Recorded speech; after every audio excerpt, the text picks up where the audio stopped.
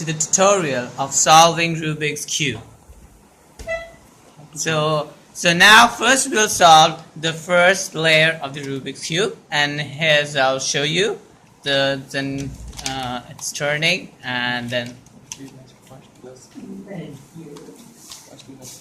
so as you can see in the video, we just see the movements, and it's the final, and slap that, and we continue.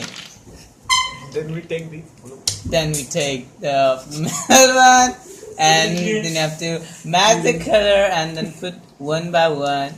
And as you can see, my assistant is working and is matching the colors. And so first you have to match the red one, then it goes to the green. So okay, yeah, it's a very crucial thing, so you need to do lots of patience. You should have patience or you can't do anything. And so yeah, now the red one. So as you can see, our first layer is completed, and the first layer which we completed is the red one.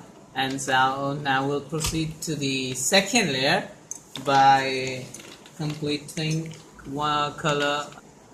Now we have completed our second layer. As you can see, it's looking still very beautiful, and now we'll proceed to the third layer.